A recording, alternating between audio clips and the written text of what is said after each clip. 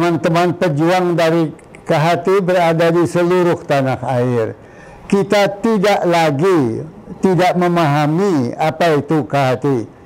Masuk generasi muda sekarang ini, persis seperti kami, mungkin tidak tahu detailnya apa hakikat perjuangan keanekaragaman hayati itu. Tapi kuncinya adalah belajar sambil bekerja terus-menerus dan tingkatkan kualitas dari KHT ini. Keanekaragaman hayati adalah kekayaan bangsa, kekayaan tanah air kita. Indonesia adalah negara yang terkaya di dalam keanekaragaman hayati kawasan Asia ini, mengalahkan RRT, mengalahkan India dan sebagainya.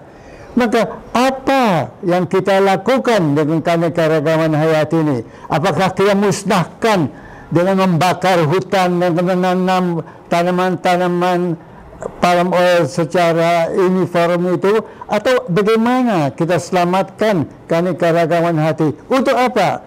Menyelamatkannya untuk generasi akan datang. Generasi akan datang hidup dalam Indonesia yang juga harus terpelihara keanekaragaman hayatinya itu. Karena itu, generasi muda yang sekarang mengisi lembaga kita, jangan berhenti belajar. Persoalan perjuangan keanekaragaman hayati semakin kompleks. Keadaan-keadaan ekonomi semakin ruwet.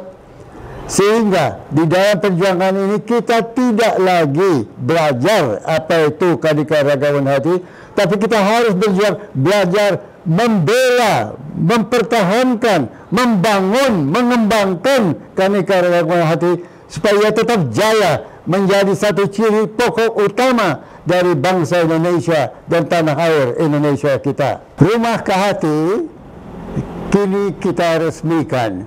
Dia megah, besar. Dia cukup representatif sebagai satu gedung dari lembaga organisasi KHT itu.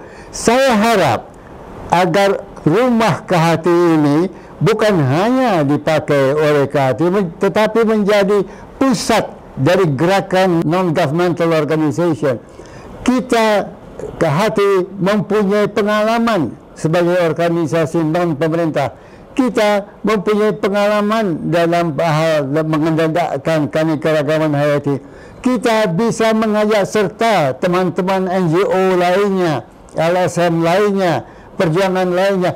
Oleh karena perjuangan lingkungan tidak hanya terbatas pada keanekaragaman hayati, tetapi juga meluas pada menegakkan Indonesia yang jaya, subur, tetap tegak, hijau royal, hingga tetap menjadi subur bagi anak cucu kita. Maka jadikan gedung ini tempat pusat perjuangan keanekaragaman hayati, disertai, digunakan, dimanfaatkan oleh teman-teman NGO lainnya. Dari gedung inilah berkibar bendera kejayaan keanekaragaman hayati di tanah air kita.